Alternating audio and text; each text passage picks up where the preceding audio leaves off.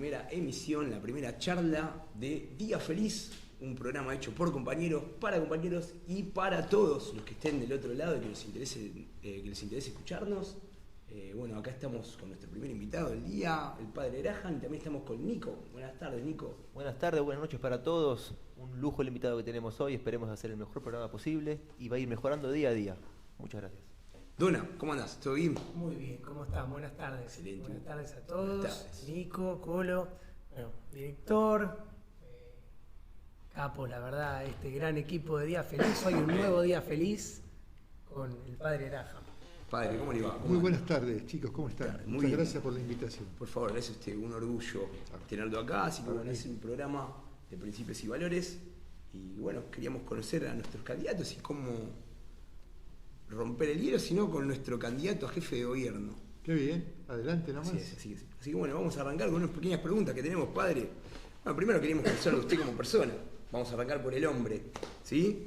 Usted es párroco en la parroquia de San Pedro Telmo. Sí, desde hace 4 años estoy en San Pedro Telmo, una parroquia, para el que no conoce la ciudad de Buenos Aires, está en el microcentro, pero el casco antiguo de la ciudad, el Arrabal Sur, le decían.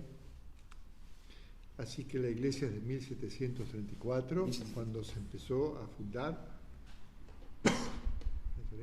Y tiene mucha memoria histórica, todas las manzanas de San Telmo tienen recuerdo de la memoria de la ciudad. Hermoso, hermoso. ¿Y cómo es la comunidad?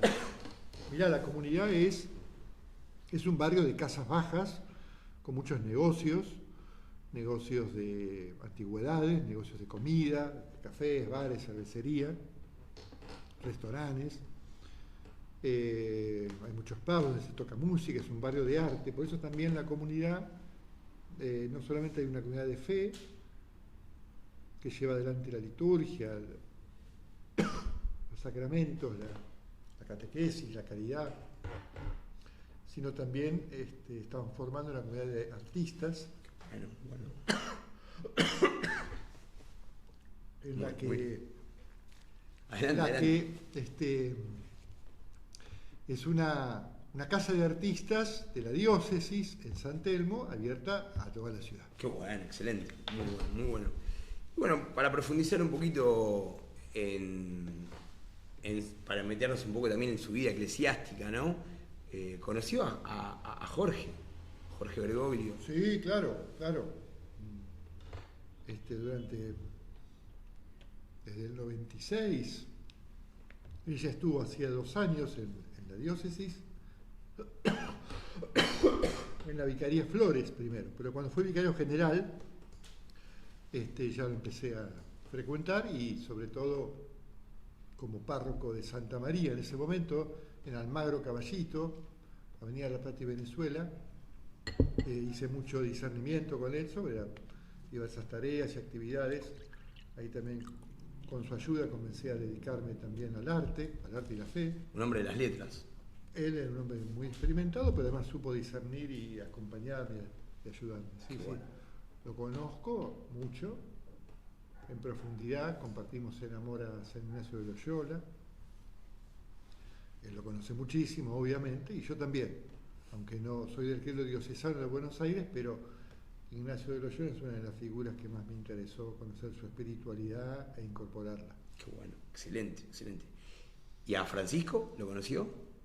Francisco lo vi una vez en Santa Marta, un año, no me acuerdo, año y medio de Papa, en una misa día de semana, y después un saludo, 5 minutos. Qué bueno. A la salida de la misa. Tuvo una experiencia. Pequeño coloquio. Sí. Bien. Bueno, buenísimo. Sobre todo a través de todos sus maravillosos trabajos, que son Evangelii Gaudium, Fratelli Tutti, Laudato Si, son un potencial increíble de la Iglesia en el siglo XXI. Así que sí, lo conozco mucho. Genial. Bueno, más o menos entonces, para empezar un poquito a meternos más en lo profundo de la cuestión quizás política, hablando un poco de Fratelli Tutti y linkeándonos con nuestro espacio político, Guillermo Moreno propone y pone en la arena de discusión el tema de globalismo y pueblos. Claro, ¿cuál es la tensión principal o el conflicto principal de este periodo de nuestra historia? Porque lamentablemente es algo que mucha gente no lo ve, aunque por otro lado en la vida cotidiana se olfatea, pero no le pone palabra porque por ahí se deja llevar por viejas lecturas del mundo, la Guerra Fría, ¿no? Izquierda y derecha, comunismo, liberalismo, como si la tensión o las tensiones geopolíticas del mundo que traman la vida internacional de los pueblos, pareciera que fuera, muchos lo leen todavía con esos parámetros que ya han quedado totalmente perimidos desde hace 30 años. O sea, la caída del muro significó, 1989 significó el fin de esa etapa, y por eso uno no puede ver la realidad de lo que estamos viviendo cuando lo ve con parámetros viejos. Entonces, claramente, tampoco la tensión es como algunos la leen entre unipolarismo, multipolarismo. Es una lectura muy extendida, pero equivocada, como si fuera el unipolarismo norteamericano contra un multipolarismo en gestación, que sería, además de Norteamérica, sería Rusia, China, por ahí India, por ahí Europa. Y claramente esa lectura tampoco es la que permite leer lo que pasa, ¿no? Lo que pasa es ha habido un intento de avance del globalismo, esto es, un intento de gobierno supranacional de todos los pueblos, a la que responde defendiendo su propia tradición, idiosincrasia, su historia, su memoria, los pueblos del mundo, todos los pueblos del mundo. Sí. Por eso hablamos de a veces se dice internacional, pero para internacional a veces nos suena sin contenido, ¿no? O sea, el concurso de todas las naciones del mundo. Claro.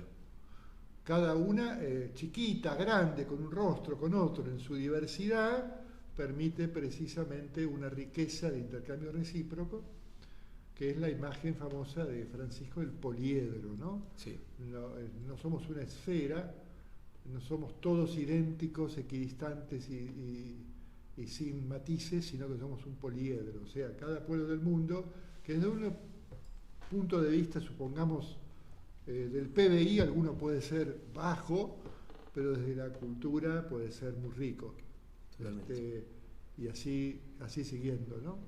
Entonces esa es lo que nos permite terminar de asentarnos a todos los pueblos del mundo fuera o sea, teniendo camino propio fuera del globalismo, es justamente el reconocimiento recíproco de los pueblos de las riquezas propias de cada uno y el intercambio a partir de las riquezas que no solo son de materia prima o de producción científica o de producción industrial, sino de la tradición espiritual, artística, cultural, a memoria de los pueblos con la que el pueblo sigue creando su futuro.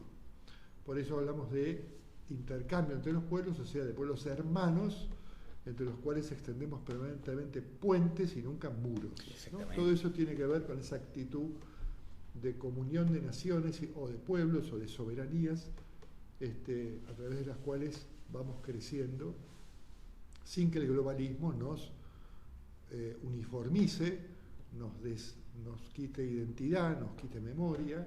El globalismo se manifiesta siempre con la metáfora de lo líquido, ¿no? Sí. O sea, la salida es tener liquidez financiera, claro. O somos una sociedad líquida, ¿no? Claro. La metáfora de lo líquido se emplea mucho y justamente nos permite, por eso que el pueblo olfatea todo esto, aunque no haga una lectura geopolítica de investigación, pero se olfatea porque no nos dejamos liquidar. Bien. No nos podemos asentar sobre una sociedad líquida, nadie levanta una casa sobre un mar y tampoco se puede arar el mar. El mar es para intercambiar, para navegar e intercambiar culturas y bienes, pero un pueblo tiene tierra. Bien. O sea, tiene raíces. Hermoso. Eso es sólido. Ahí hay solidaridad. Hermoso. Bueno, entonces, más o menos venimos hablando también de los nacionalismos y del resurgimiento de los nacionalismos en Latinoamérica. Y es una respuesta frente a esto. ¿Cuál es su opinión? Claro, siempre entendiendo que cuando decimos nacionalismo, igual que cuando no decimos izquierda y derecha, que son categorías de Europa, ya perimidas, a veces la gente sigue diciendo, este es de izquierda, este es de derecha. Sí. Es un léxico que tuvo su razón de ser hace 2 siglos, se leyó el mundo con esas categorías, dejemos de lado si bien y mal, insuficientemente, pero ya son totalmente perimidas. Tampoco la categoría de nacionalismo europea tampoco nos dice nada para hablar de los pueblos del mundo hoy en el siglo XXI, ¿no? Naciones es la organización que el pueblo se da, la identidad y las costumbres, la organización del Estado, de su gobierno, la participación de los pueblos. Quizás soberanía es una imagen que pega mejor, sí, antes de hablar de nación, que está totalmente adecuado, pero la soberanía hoy pega, o sea, es esa libertad colectiva de un pueblo, ¿no? Muy hermoso, muy hermoso. A mí me ha pasado, padre, en alguna de las mesas de campaña que sacamos, que me han dicho que nos creemos los dueños de la moral por llevar adelante una campaña con el eslogan que tenemos moral y que la ciudad tiene moral, intentando entablar la moral con la política. ¿Usted cree que su candidatura aporta algo más de lo moral, como los factores que venimos hablando ahora de individualismo contra colectivismo? Mirá, nosotros decimos que la cuestión es moral. Cuando uno dice la cuestión es la vida, nadie dice que uno siente dueño de la vida, porque obviamente la vida incumbe a toda la comunidad, a todos los seres humanos que vivimos en comunidad. Entonces, es un poco falaz pensar que no se debe plantear desde la moral, porque toda convivencia humana es moral. Tal cual. Con justicia o sin justicia, con mentira o con verdad, con amor o con odio. Esa es la moral. Entonces, quizás lo rescatable de esa inquietud pueda ser que pueda haber un prejuicio válido, quizás en otra época, a mi juicio, no en este siglo XXI, pero es verdad que, qué sé yo, ha habido comunidades religiosas, pero de un tinte fundamentalista, que se han creído dueños de la moral o han impuesto. Pero justamente es ese mundo europeo que no nos representa, ¿no?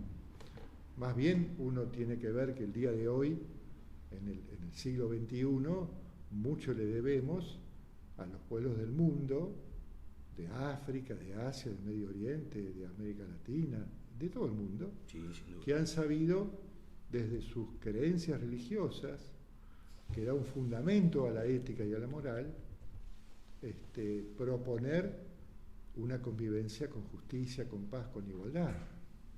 De modo que es un tema abierto para enriquecernos entre todos. Sí, tal cual. Aún personas no religiosas no diría, porque nadie puede decir, nadie puede juzgar sobre la religión de nadie, ¿no? Tengamos presente, por ejemplo, que a los primeros cristianos en el Imperio Romano, mártires, el motivo de condena, escrito judicialmente, era por ateos. Claro. O sea, ¿qué significaba eso? Significaba que no querían adorar la imagen del emperador como alguien divino. Entonces, por eso con las categorías religiosas, como todas las, digamos, categorías, nunca hay que manejarlas unilateralmente. O sea, alguien puede no pertenecer a una comunidad religiosa, pero por su dinámica de búsqueda, por su aprecio de la vida como misterio, por su búsqueda en su modo de pensamiento, de convivencia o de arte, desarrolla esa cualidad de misterio de la vida que implica una altísima moral. Sin duda, sin duda. Entonces, no se está diciendo, cuando decimos la cuestión es moral, no estamos diciendo tal modo de defender esta o aquella moral, porque no hay, la moral, nadie es dueño de la moral. Estamos diciendo que desde las creencias de cada uno, de la ideología de cada uno, de las prácticas artísticas o de pensamiento, de convivencia de cada uno, todos tenemos que decir que para salir de este conflicto enorme de nuestra sociedad y del mundo, hace falta justicia.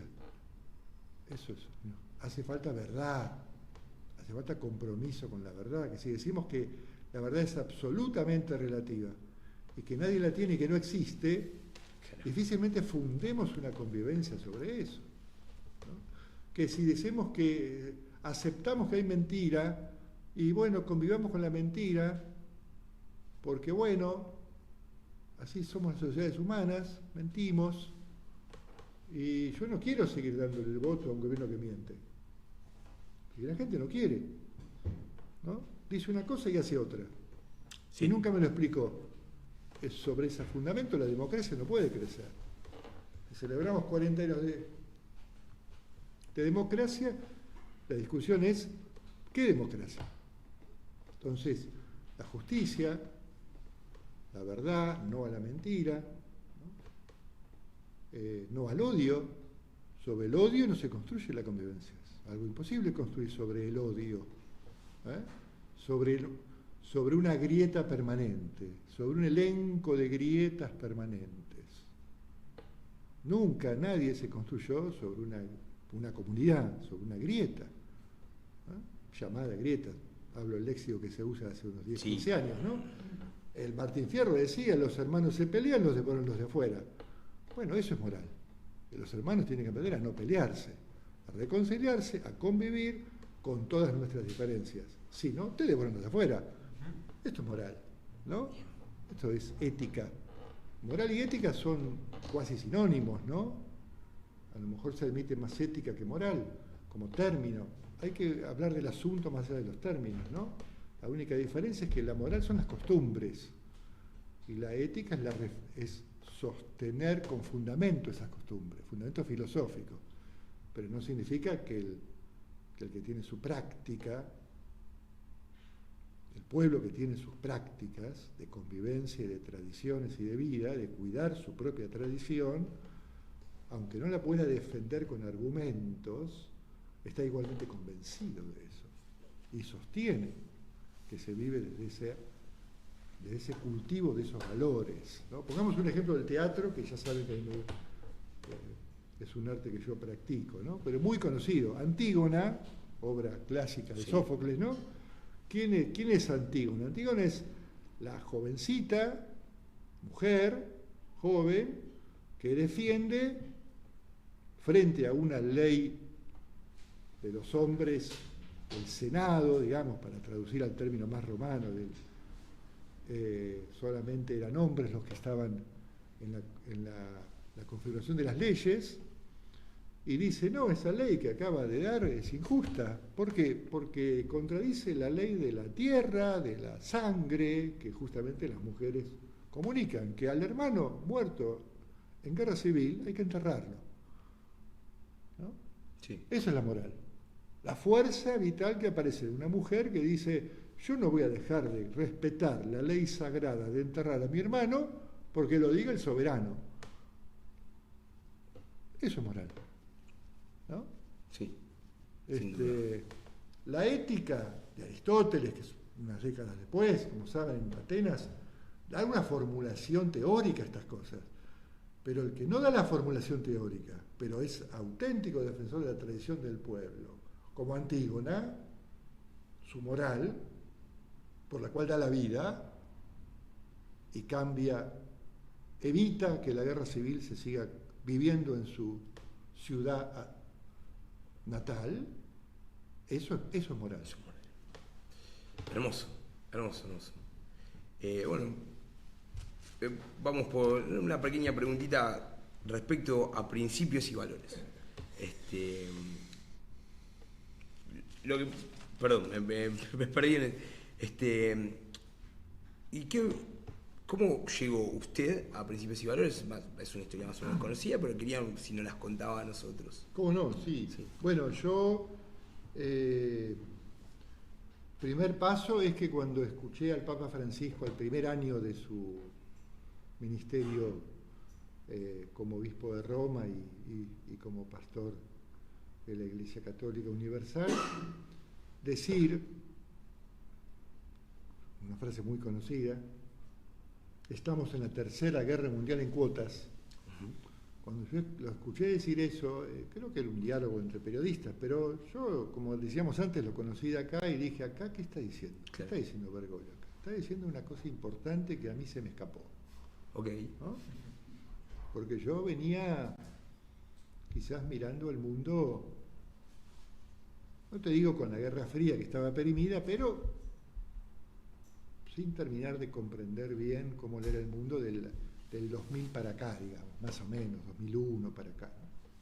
Y esto lo dijo en el 2013, 13 por primer año. al primer año 14, ¿no? Y ahí yo empecé a parar la oreja y a estudiar.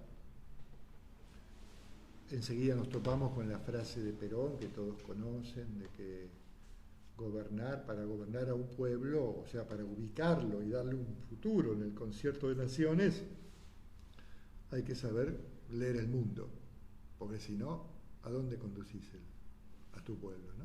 Si no miras el mundo correctamente, por más que administres bien la vida interna de tu país, no lo estás ubicando en el concurso de naciones, ¿no? Entonces, bueno, además de mis investigaciones, dieron por resultado también que cuando escuché a Guillermo Moreno, cuando vino de Italia y ya subió Macri a su gobierno, y entonces empezó a hablar, después de esos 2 años de él, durante Néstor y Cristina, fue un obrero más de la causa, militando desde su puesto, sin ninguna o muy reducida exposición pública, ¿no? Y después los 2 años que estuvo en Italia, menos. Pero empezó a hablar y yo, la primera sintonía que encontré, este hombre mira el mundo igual que yo. O sea, la geopolítica como la verdadera política, entonces. No puede haber, o sea, también está la parte interna, ¿no? La Fratelli Tutti del Papa es la paz social y el intercambio de los pueblos. O sea, hacia adentro la paz social, que siempre es un logro permanente de un pueblo lograr la paz social. Pero también está en la fraternidad de los pueblos. Claro. Y por tanto, es lo que se suele llamar geopolítica para ver permanentemente. Me gusta eso de. Y eso yo lo vi en Moreno de entrada, y fue el primer punto de coincidencia. De ahí empecé a escuchar la hora de Moreno. No podía los viernes, pero lo escuchaba derivado en YouTube, ¿no? En el horario que yo pudiera, de ratos. Y después un día me la crucé a Pimpi en un bar de congreso, me acerqué para felicitarla por el programa, que era muy bueno. Y bueno, charlamos unos minutos y me dijo, ¿vos quién sos? Bueno, le dije que era cura, se sorprendió que un cura escuchara la hora de Moreno, no sé por qué. Bien, está bien, está muy bueno. Y ahí fue un contacto y después se fueron dando otros contactos y bueno, hace 2 años y medio que estamos más estrechamente colaborando con charlas, o sea, la perspectiva de justamente el día dentro de un tiempo tenemos una charla con los pastores y otros credos. Y Goratz sobre fe y política, ¿no? Bueno, esos son temas de conversación que siempre aporté desde ahí. Pero me cayó de sorpresa la propuesta de Guillermo para esta postulación. Te hago una pregunta. ¿Siempre te consideraste peronista o no? ¿Cómo es esto? Yo nací en una típica, ustedes no lo conocen eso, son muy jóvenes. Yo nací en una, yo soy del 60, nací en una familia antiperonista de ¿qué? ¿En qué sentido? De que los domingos, se hablaba de fútbol, de familia y de antiperonismo. Claro. Porque era el contagio social, ¿no? Sí, que yo en mi adolescencia escuchaba, ni me interesaba, ¿viste? ¿Qué decían, qué sé yo, ¿no? Después cuando vas creciendo y te interesa, empezás a ver que habían borrado la historia, ¿no? Habían borrado la verdadera memoria histórica. No solo se prohibió el nombre de Perón, ¿no? Sino que se tergiversó. Así que cuando empecé incluso en el seminario, a conocer más la historia y a contactar con amigos o con conocidos que te daban te complementaban la historia que estaba simplemente silenciada, negada, tergiversada. Así que cuando yo empecé a escuchar de peronismo y de defensa de los trabajadores y la columna vertebral son los trabajadores y que la armonía del capital y el trabajo y que Perón había leído esto en La vida del pueblo, y yo dije, esto cuando yo voy caminando a Luján es lo mismo. Claro, total. La puesta en palabra de política, totalmente. de lo que uno vivía caminando a Luján. Qué hermoso. Así que no es que de golpe adopté una ideología, sino que dije, claro, esto Siguió naturalmente. es lo que uno vive. En esos momentos había mucha conflicto, digamos, de fe y política, con la violencia. Entonces, medio había como posiciones extremas, por tanto, se resolvió separando, ¿viste? Sí. Y la separación tampoco es lo que está en la Biblia, lo que está en todos los libros sagrados, ni en los más grandes teólogos y las prácticas de los grandes santos de la política en la vida de la Iglesia, ¿no? Que son menos conocidos que los santos que te enseñan a orar. Claro. O sea, Santa Isabel de Hungría nadie te enseñó. Santa Juana de Arco, ¿por dónde la conoces? Por una película yankee, imagínate. O sea, no conoces nada de la verdadera. Por la fecha del Día de la Virgen. Si no, el Día de la Virgen es el único día que tiene representatividad de estos emblemas, ¿no? Del catolicismo. Claro, viste, los grandes santos de la política, porque también la política es un camino de santidad. Claro. Nosotros decíamos, la política es sucia, te decían. No te metas en política que es sucia, te decían. Eso es anticristiano. Claro. ¿No? Fue una salida en un momento, bueno, es explicable, todo desde la cultura se puede explicar en su momento, pero hay que reconocer que eso ha traído una falta de compromiso y un olvido que una de las más altas formas de caridad cristiana es la política. Esto lo ha dicho claramente Benedicto, lo repite Francisco. ¿No? Sí. Por eso es una buena oportunidad, ¿no? Para volver a unir la doctrina justicialista con la doctrina cristiana. Claro, totalmente. Pero aún al quien no conoce el peronismo o disiente por lo que sea y está, de todos modos, el compromiso político es una de las más altas formas de caridad cristiana, prescindiendo además vale para otros países esto. ¿No? Para toda comunidad cristiana debería incentivarse y todavía falta cómo eso pueda ser espíritu vivido en las comunidades. Perfecto. Hacemos un pequeño cortecito para acomodar un poquito el tema de producción y seguimos. Muchísimas gracias, padre.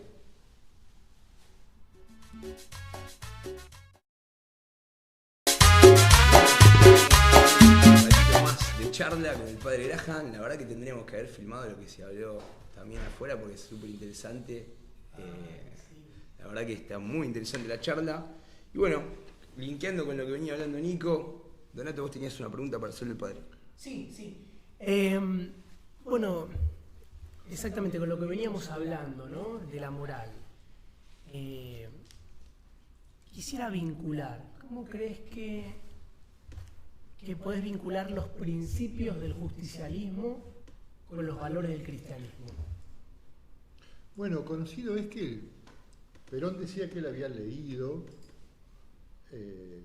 la doctrina que él formuló en la vida del pueblo argentino. ¿Qué significa eso? Significa que el pueblo argentino es un pueblo para que la justicia social, o sea, cuidar y luchar por las relaciones justas, siempre estuvo en nuestro pueblo. Fue cultivado de modos distintos, en situaciones diferentes de nuestra historia. Podemos verlo en el siglo XVII, en el XVIII, XIX y XX en diferentes maneras, ¿no?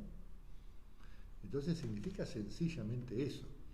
También hace poco, cuando al Papa le preguntaron en sus 10 años de ministerio papal, que hubo varias entrevistas periodísticas que se encuentran fácilmente en YouTube, sí. Hay una en la que le preguntan, deseo hacer una pregunta, así como diciendo, discúlpeme si lo incomodo, pero lo que digo de buena onda, usted es peronista, Y él contestó que lo dice como si fuera Peyorativo. algo infeccioso, Claro, ¿viste? claro, claro. Lepra, parecía. No fue la verdad que él usó. Pero añadió al buen humor de la respuesta inicial, añadió un recuerdo histórico que muchos no saben. En época de Perón había un obispo, Monseñor Obispo de Resistencia Chaco, Nicolás de Carlo, que Perón lo elogió varias veces en discursos ante la conferencia episcopal por su actividad. Y entonces le preguntaron, Monseñor de Carlo es peronista. A Perón le preguntaron. Y él contestó, no, yo soy de carlista. Bien, ¿No? muy hermoso. Esa anécdota, recordada por el Papa, muestra que algo que hay que cultivar permanentemente, porque todo se desvía, se disfraza, siempre hay que recuperar la verdad, la justicia. La memoria no es algo estático, no es algo de definiciones formales, es un tema de la vida. Entonces, es un buen ejemplo para mostrar que Perón se decía seguidor de la doctrina de la justicia, que además la defendía con el ejemplo por toda la actividad que hacía en esa diócesis de Reconquista. Se puede investigar, léanlo, una actividad de promoción, de educación, de promoción laboral, de defensa de los derechos de los trabajadores, de defensa de la unión del capital y el trabajo. Todo eso que después se dio en llamar doctrina social de la Iglesia, si bien se puede citar algún documento de León XIII como punto de partida, ¿no? Pero en realidad como corpus doctrinario, Monseñor de Carlos se adelantó a su tiempo. Por eso Perón decía, yo soy de carlista. O sea, Claro. entonces entre la justicia social y la fe cristiana, claro que hay una complementación. ¿Quiénes han defendido la justicia social? En todas las culturas del mundo en 20 siglos. Siempre han sido los verdaderos cristianos, ¿no? Que se comprometen con la justicia social en las situaciones muy diversas. Pedro Claver con los esclavos en Colombia, en Cartagena de Indias, Sí. Juana de Arco en su Francia que estaba dominada por los ingleses, y los que hoy dirán, y sus vendepatrias, ¿no? Sí. En fin, habría tantos ejemplos, ¿no? Un dato de color Tantos para aportar. ejemplos. Un dato de color para aportar. Hoy es el aniversario del paso a la inmortalidad de León XIII. Un día como mirá, hoy, no tenía en presente. 1903. Así que bueno, Bien, recordamos bien. y lo celebramos. Sí, ¿no? sí, Qué bueno, el día de hoy. El día de hoy. Muy bien, muy bien. No lo Y- tenía presente. Buenísimo. ¿Y usted cree que por esto que nos está comentando es que siguen todavía vigentes en el pueblo las banderas de Perón y Eva? ¿Estos son los motivos? Yo creo que nuestro pueblo sigue siendo, a pesar de tantos modos e intentos de minar su raíz cultural y sus convicciones vitales, sigue siendo un pueblo hermano, sigue siendo un pueblo fraterno, sigue siendo un pueblo que busca que haya justicia en la convivencia de los argentinos.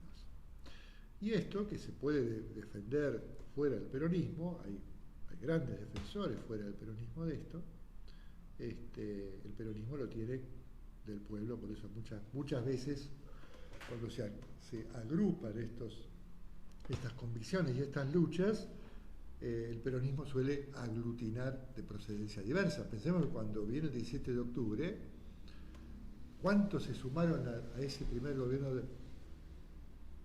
de Perón que venían de otras facciones sociales o de otros lugares de la cultura y se sumaron a trabajar porque vieron el momento de confluir, ¿no? Sí. O el otro gran momento, la vuelta de Perón, tan buscada, tan trabajada, tan pacientemente esperada. Balbín estaba ahí colaborando con la vuelta de Perón y celebrándola, ¿no? Sí. Celebrándola y hubiera sido una cosa maravillosa la fórmula Perón-Balbín, que después no se dio por varios motivos, no es el momento de hacer la historia, pero o sea que el peronismo cuando lucha en momentos cruciales de la historia, donde hay que retomar la lucha a fondo por estos valores, por estos principios, vienen de muchos lugares, porque está en la vida de nuestro pueblo. Ok. ¿Y cuál es, usted comulga con la figura de Evita como la jefa espiritual del pueblo? Mirá, yo creo que cada tanto hay que volver a leer La razón de mi vida, claramente, ¿no? Lo digo para los más jóvenes, porque no se crean que por ver una película Claro. o por cantar una canción uno está mamando de las fuentes del espíritu y de la palabra de Evita. Claro. Sí, La razón de mi vida, Historias del peronismo, donde hay un extracto textual que dice: amamos a Cristo no solo porque es Dios, sino también porque dejó un legado en la tierra que será eterno, el amor entre los hombres. Sí. Entonces estamos hablando de figuras netamente cristianas, aparte de peronistas, ¿no? Sí. Exactamente, pero digo, hago un llamado a volver a leer Evita, sus textos. Puede ser la historia del peronismo, puede ser La razón de mi vida, su testamento también es clave. Sí. Pero La razón de mi vida cualquiera la consiga, capaz que la tenés en casa y nunca la leíste, Claro, era sí, del sí. abuelo, de la abuela, Y o la conseguís por $2, porque hay ediciones permanentes. Gratis en internet. O gratis en internet, es muy fácil, ¿no? O también ver sus discursos y sus visitas y sus encuentros en todo el país, porque es muy difícil conceptualizar cuál es la tarea de Evita. Creo que supera la conceptualización.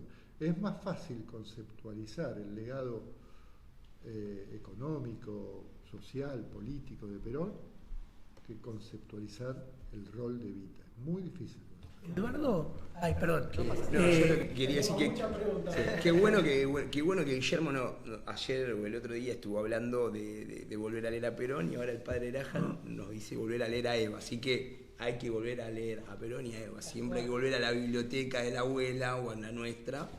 Y Yo cuando vi en los 90, ustedes, que algunos ni habían nacido, porque era tan chico que no lo vio, salvo que lo haya visto en el canal Volver. Yo cuando vi, no sé si fue en el 96, 97, 98, en la fecha no me acuerdo, pero Madonna cantando en la Casa Rosada, Don't Cry for Me Argentina, sí. para mí no respondía, era un puñal al verdadero corazón y el alma del pueblo. Sí, sí, sí. Y no entendía cómo muchos celebraban, No. No lo entendía. A mí me dolía y bueno, Sí. obviamente que las miradas culturales se cruzan, son diversas. No pudieron. No hay que, no voy contra la mirada de nadie. Comparto que a mí me dolió porque esa canción no revela en nada, ni al pueblo argentino ni a la labor de Evita, ¿no? Tal cual. Eduardo, una pregunta. La verdad que, bueno, yo, como decías recién, ¿no? Los jóvenes, estoy dentro de ese grupo, tengo 19 años y pienso, en mi generación, que nos informamos a través de las redes sociales, nos dicen la generación pulgar, estamos detrás de las pantallas todo el tiempo y ya ha cambiado la manera de aprender y de captar contenido. ¿Cómo transmitimos ese mensaje que estás dando de volver a leer La razón de mi vida, por ejemplo? Antes me dio una rotunda y muy buena respuesta sobre cómo linkeábamos, de alguna manera, bueno, otro término también muy joven, el cristianismo con el peronismo, ¿no? Esos principios, esos valores. Bueno, ¿cómo llevamos la justicia social como bandera de los jóvenes? ¿Cómo hacemos que la juventud abandone lo que hoy parece que es un proyecto totalmente individualista hacia un proyecto colectivo, de amor hacia el otro, de compromiso con el prójimo, de justicia social? Bueno, lo primero que hay que decir es que la juventud es revolucionaria o no es juventud. Bien. O sea, la juventud es motor de cambio, de creatividad, de reclamo, de denuncia de las hipocresías, de las estructuras anquilosadas. El peronismo siempre ha incentivado la actitud revolucionaria de los jóvenes. Y revolución nunca puede significar defensa de mi libertad personal. Claro. Porque entonces no estás haciendo ninguna revolución. Claro. ¿No? Claro.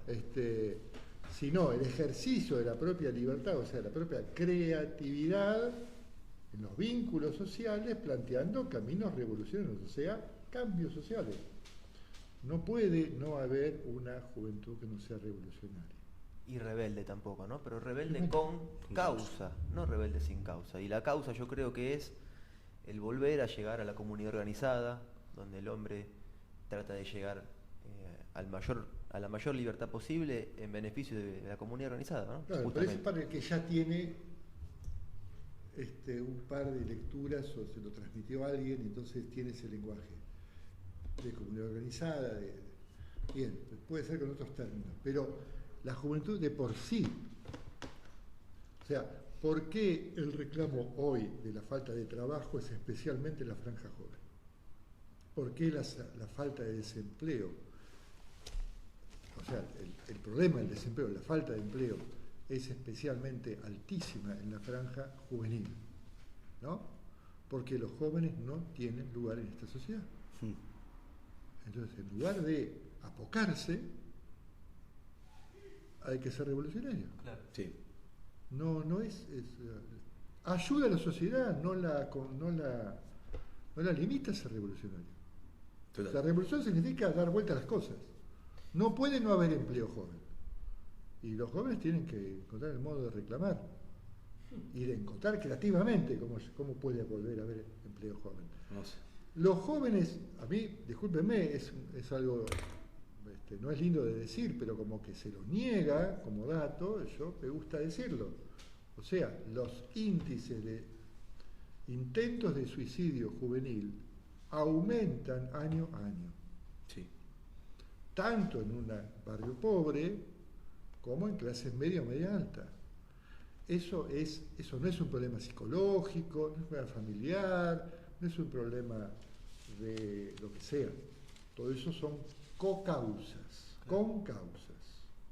Pero si la estadística aumenta, es un problema de la sociedad. O sea, estamos en una sociedad que no le brinda sentido de vida a un joven que asoma la cabeza y dice, acá no tengo lugar. Y por eso naturalmente se da este espíritu revolucionario juvenil, ¿no? Claro, en lugar de decir no tengo lugar, nos lo hacemos. Claro. Punto. Venimos a buscar nuestro lugar. Punto. Claro. Sí, ¿Viste?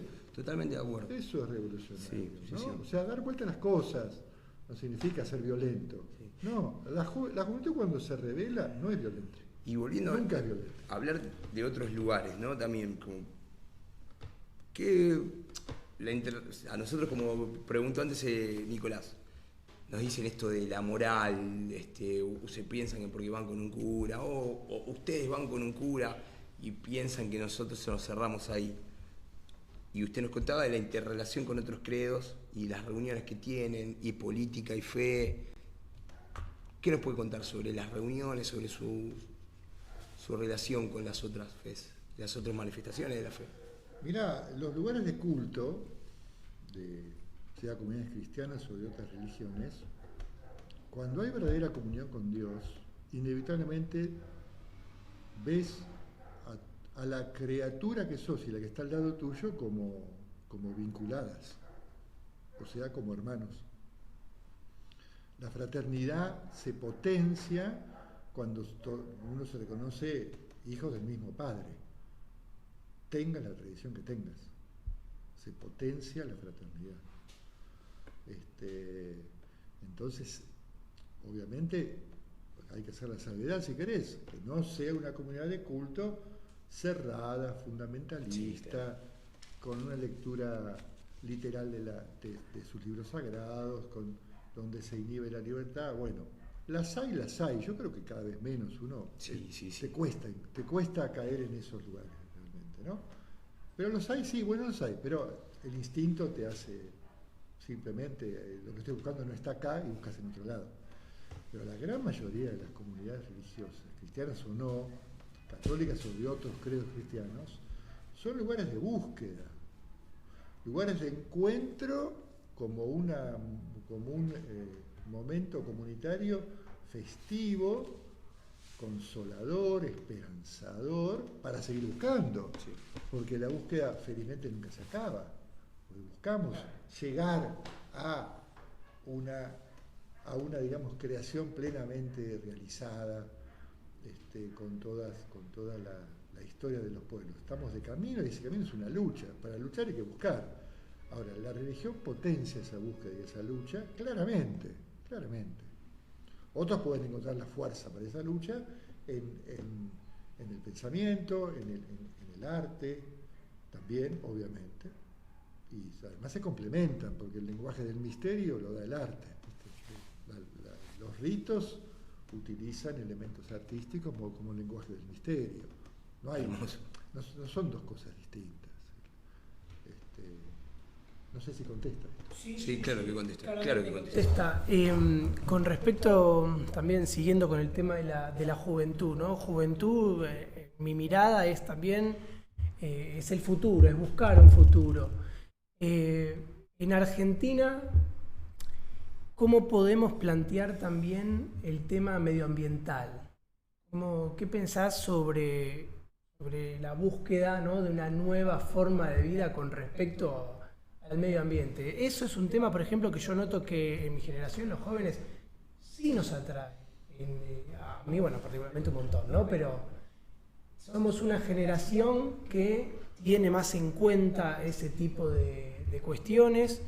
Y bueno, la ciudad de Buenos Aires es un buen ámbito como empezar a hacer ciertas cosas, tomar ciertos hábitos, ¿no? Que la juventud tendría que llevarlos como bandera propia y tratar de enseñar a todos. El grito por la justicia.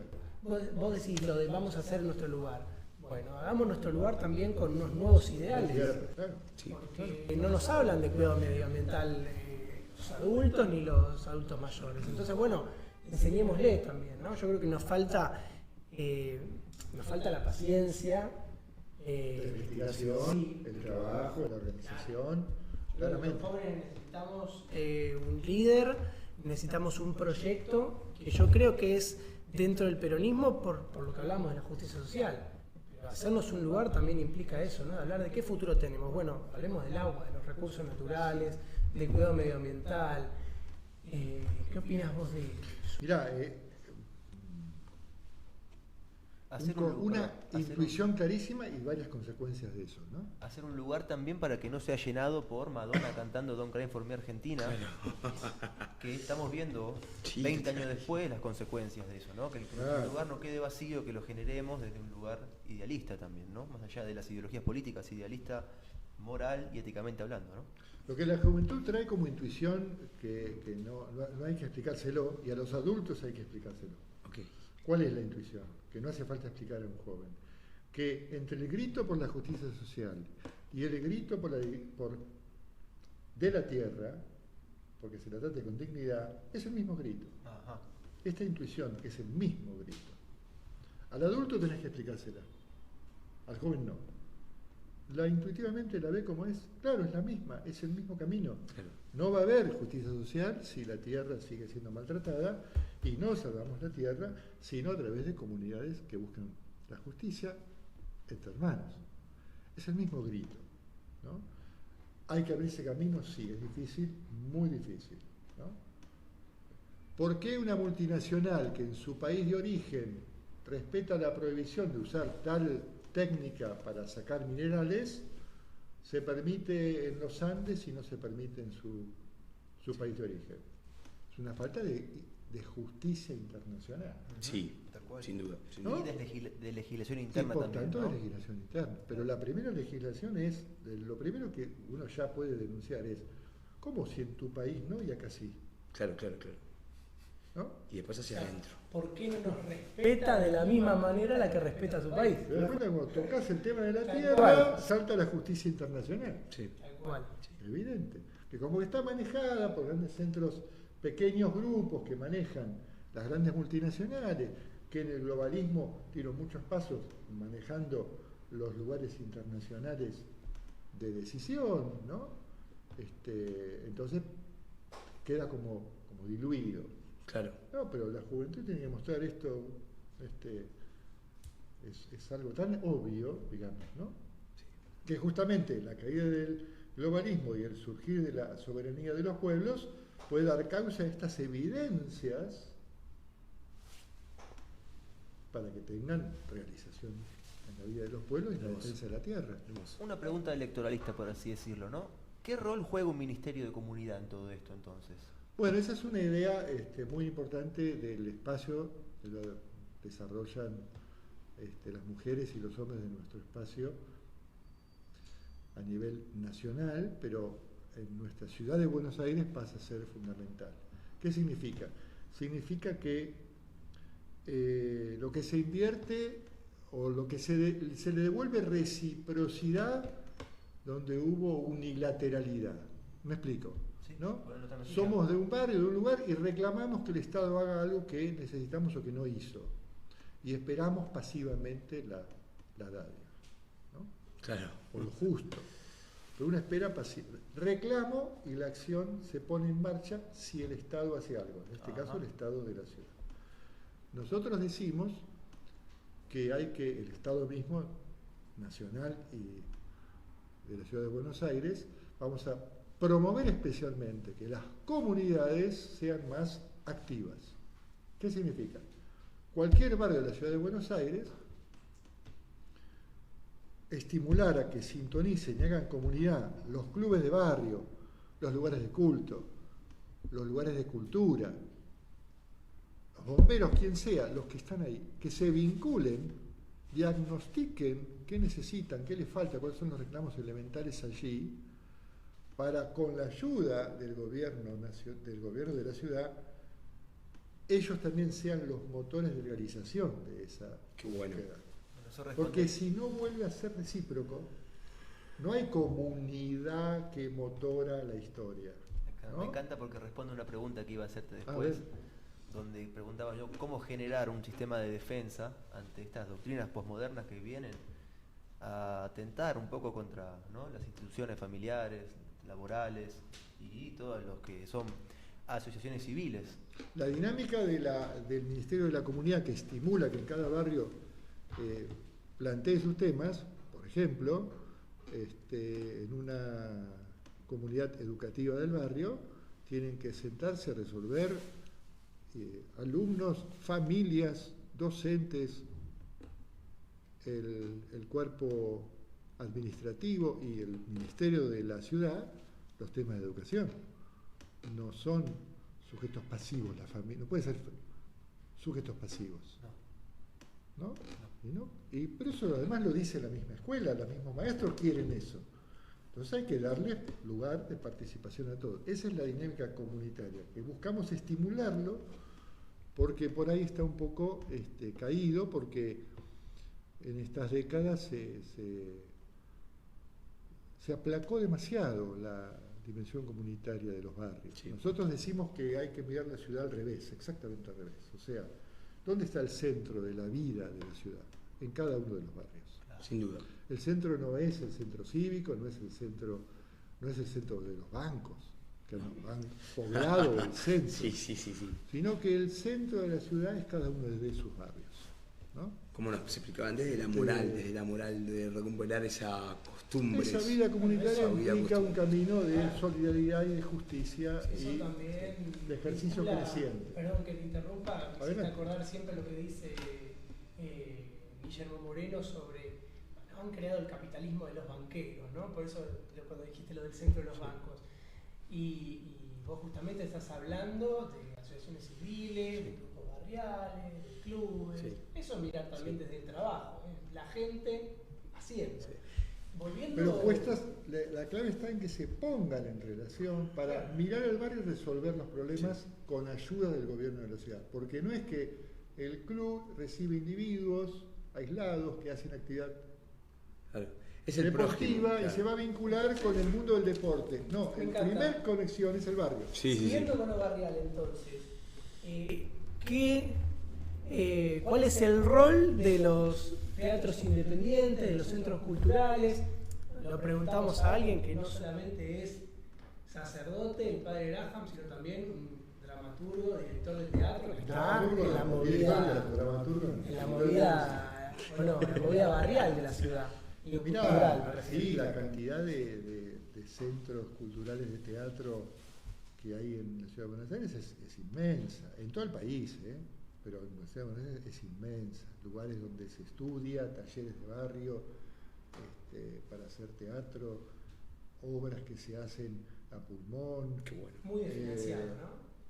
Y te queda, la ciudad tiene proteatro que cumple su rol, ¿no?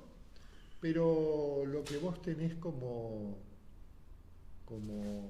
subsidio se llama, te alcanza para pagar al iluminador, al escenógrafo, algunos gastos de escenografía, y con eso, bueno, el grupo que después vive, se puede pagar la cena con la función, Claro. nunca va a pagar su casa. No.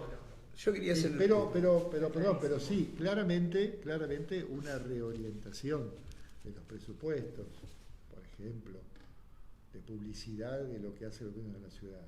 No es necesario hacer todo el tiempo publicidad de lo que hace la ciudad. O sea, en todo caso, el jefe de gobierno da una conferencia media hora por semana, dice dónde está el foco de esta semana, qué se hizo, qué no se hizo, qué se demoró, dónde hay problemas, dónde vamos de vuelta.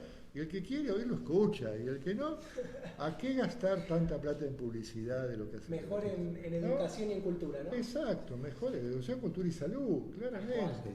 Yo quería hacer una pequeña preguntita. Pero Disculpe. su pregunta fue muy profunda, entonces... Buenísimo, perfecto. Quiero añadir Excelente, un hermoso. bocadito más de que los centros culturales barriales, no solo de teatro, de otras artes también, pueden cumplir un rol en el barrio de ayudar a las primarias, Claro. dar vitalidad a los hogares de ancianos, vincular niñez con adultos que están solos. Hay una experiencia que es muy potente en el conurbano de Mar del Plata, tiene muchos años, ¿no? Enseñan a los jubilados a contar cuentos para niños. Qué bueno. Y van a contarlo a la plaza, a la casa o a las primarias, ¿viste? O a los clubes de barrio. Entonces vinculás la llamada, no sé por qué, tercera edad y la infancia. O sea, estás vinculando las generaciones. Y eso es comunidad en un barrio. Sí, sin duda. Eso tiene una fuerza enorme de vida comunitaria.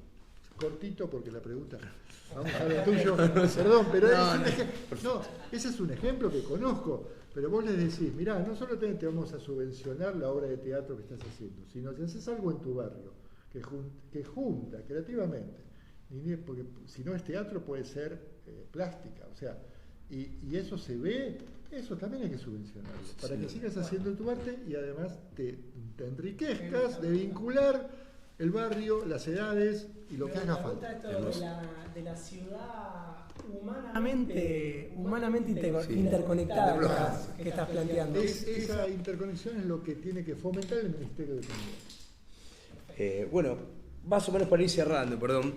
Te quiero hacer una pregunta, te queremos hacer una pregunta respecto, bueno, si bien das la asamblea de la misa, ¿qué sentiste ese día en el acto de APOPS, hablando de la juventud, que abajo vitoreaba por vos, Padre Graham, un poco de bombo, un poco de platillo, las banderas, fuerzas artificiales?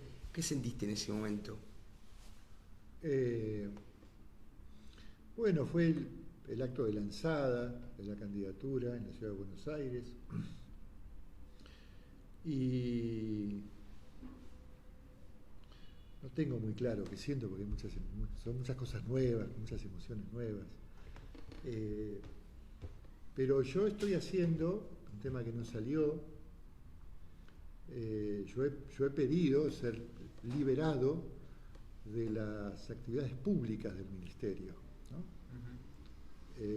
Y además es algo que lo propone la institución y uno mismo acepta, porque imagínate que estás en una misa, alguien se para y te dice en mitad de la homilía, pare porque hace política, otro te firma con el telefonito.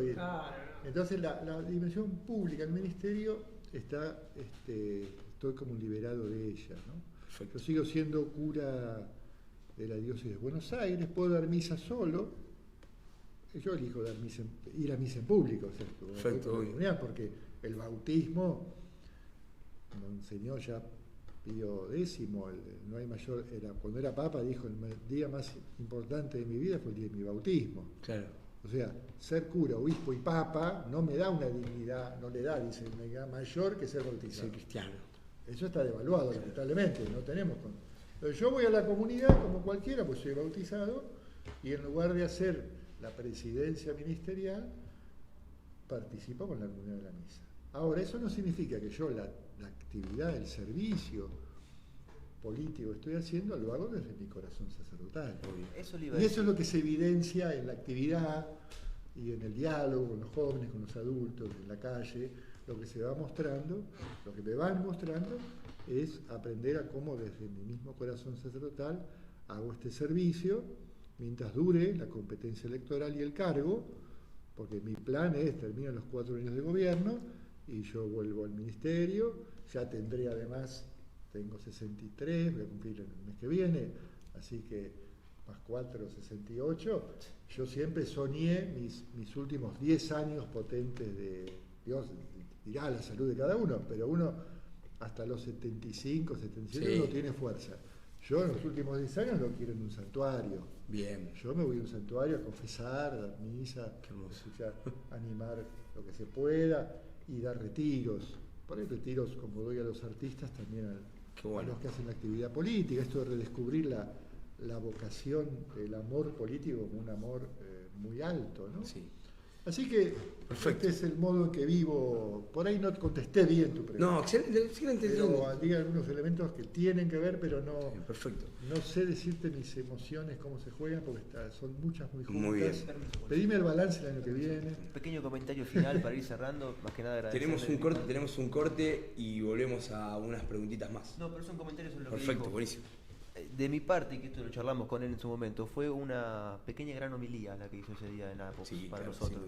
Nos sentimos un poco de esa parte, de ese lado, y bueno, muchas gracias, ¿no? Sí, totalmente.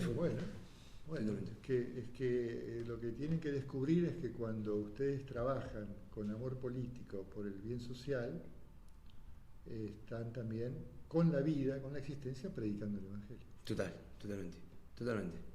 Bueno, vamos a un pequeño cortecito más y seguimos con las últimas preguntas ya para el padre. Muy buen invitado.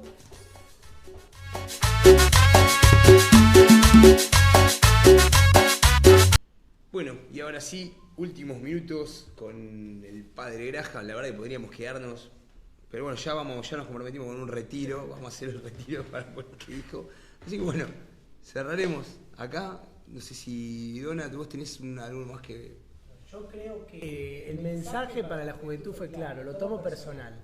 De que tenemos que abrir un nuevo camino y tomar la bandera de la justicia social y el compromiso en un proyecto de una Argentina que sea más humana y que nos incluya a todos. Y el lugar nuestro lo tenemos que salir a buscar nosotros, eso me quedó muy claro. Te puedo hacer una última pregunta ya de porteño a porteño, de nuestro candidato. 3 lugares en la Ciudad Autónoma de Buenos Aires que digas, estos son mis lugares. Puede ser un restaurante, un club. Está buena, muy buena pregunta. ¿Cuáles son tus 3 lugares? Bueno, lo primero que te venga a la mente. El primer lugar son los teatros. Yo amo ir al teatro, sobre todo el teatro independiente, ¿no? En todos los barrios porteños hay teatro independiente. Y cuando vas al teatro es un lugar maravilloso porque no es solo un lugar físico, sino ¿no? Teatro significa el lugar del que se ve. ¿No? Era el lugar del público en el teatro, en el edificio de lo que llamamos hoy un anfiteatro, ¿no? Era el teatro griego al aire libre, la divina para teatro. El lugar en el que se ve. Son lugares donde se ve, se ve, se vislumbra muchas cosas. Así que cuando aprendí, y no aprendí de muy joven, yo leo teatro del seminario, me interesa teatro y fe del seminario. Pero cuando empecé a ir más al teatro es más bien los últimos 25 años, ¿no? Y sí, cuando descubrí eso, esos son los lugares que más amo, ¿viste? Después hay ciertos bares, porque yo soy de la época en que uno frecuenta los bares, y los bares pueden ser diversos. Hoy no son los mismos, no es el mismo espacio los bares cuando yo era joven, pero el bar de la poesía y San Telmo es... Chile al 500, ¿no? sí, sí. O el de Bovedo y Pasaje San Ignacio. Sí, ¿Se Margot. llama? Margot. Hermoso. Mirá, Sí. Y cualquiera, esos son como paradigmáticos, pero hay otros Buenas bares que picadas. vos decís, este es un bar que está igual, este es de barrio y tiene un sabor especial. Sí. Tomarse o juntarse con un amigo o ponerse a leer en un bar de barrio. Son lugares lindos. Y después son esos lugares de Buenos Aires cuando se junta el pueblo de Dios a manifestarse, ¿no? Por lo político, por la fe. Y esos son. Cuando vino Juan Pablo II, la 9 de julio fue inolvidable, ¿no? Para mí. Yo tenía creo que 20 años, 20 algo, 25, 24, no me acuerdo el año. En la 9 de julio. Bueno, cómo los lugares se transforman cuando hay... Sí, hasta el pueblo. Eso es el tercero. Paro ahí para no pasar más creo- tiempo. Perfecto. Impresionante. Bueno, padre, ya lo comprometemos con una picada en Margot entonces. Dale, Y después una obra de teatro. Ya lo listo. comprometemos. A la obra de teatro vengan a ver Ciegos entre Ciegos, que estamos en San Telmo todos los viernes, 7:30. Listo. Vengan a ver Ciegos Y entre ahí en la Ciegos. E a Margot. Así es. Y yo aprovecho para decir algo más, porque quiero hacer una invitación. Perfecto. Puede ser. ¿Cómo no? Porque es una prioridad política, de compromiso político. A ver. Como los votos, no solo hay que tenerlos, sino hay que Cuidarlos contarlos. Contar. y contarlos. Contarlos. No solo que los pongan, sino que se cuenten, ¿no? Entonces, lo digo para Buenos Aires, pero para todo el conurbano, provincia de Buenos Aires especialmente, y quien me escuche en su lugar del país, hacer el servicio de ser fiscal de mesa es un servicio político muy importante en tiempos de votación. No es un domingo perdido, es un domingo sembrado, invertido para el bien común. Me encantó. Entonces, invitamos a comprometerse siendo fiscales de mesa el 13 de agosto, Ahí estaremos. en octubre Estaremos también. y en noviembre el balotaje. Perfecto, bueno. Padre, muchísimas gracias. Sí. Pueden dejar un WhatsApp en el